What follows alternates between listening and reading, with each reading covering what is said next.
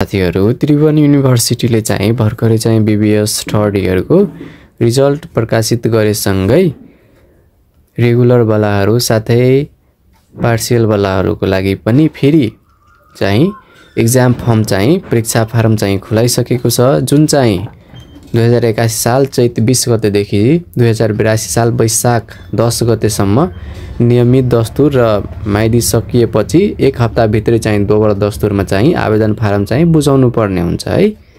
यसमा चाहिँ फारम बुझाउनलाई के चाहिन्छ त्यो कुरा तपाईहरु आफ्नो क्याम्पस प्रशासनसँग पनि सोध्न सक्नुहुन्छ। साथै यो कुन फ्याकल्टीको लागि खोलेको छ भनेपछि 3 वर्षे यो 4 वर्षको ब्याचलरको प्रोग्राम हो र यसमा चाहिँ थर्ड इयरको लागि चाहिँ खुलाएको छ यो परीक्षा फारम है।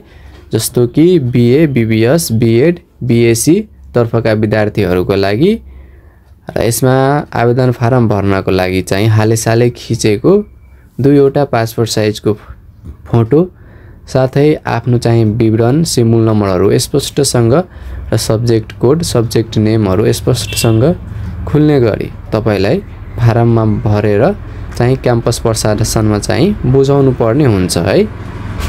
साथै यहाँ चाहिँ दस्तुरहरुको विवरण भइसक्यो। यहाँ दस्तुरहरु आफ्नो अनुसारले क्याम्पसमै बुझाउँदा चाहिँ बेटर हुन्छ। साथै यो फर्म चाहिँ अनलाइन चाहिँ बुझाउन सक्नु हुँदैन, किनभने धेरै साथीहरुले अनलाइन बुझाउन सक्छ कि सक्दैन भन्ने कुरा सोधिराख्छ।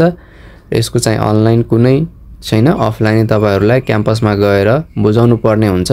त्यही भएर तपाईहरु समयमै आफ्नो ब्याक लागेको अथवा रेगुलर स्टुडेन्ट हुनुहुन्छ भने भर्नु होला। यदि तपाईहरुलाई ब्याक लागेको छ भने त्यो व्यक्ति पनि यसै फर्मको सम्म चाहिँ यसै फर्म थ्रु चाहिँ आफ्नो ब्याक लागेको परीक्षा पनि दिन सक्नुहुन्छ। र आजको लागि यतिकै, फेरि हामी भेट्ने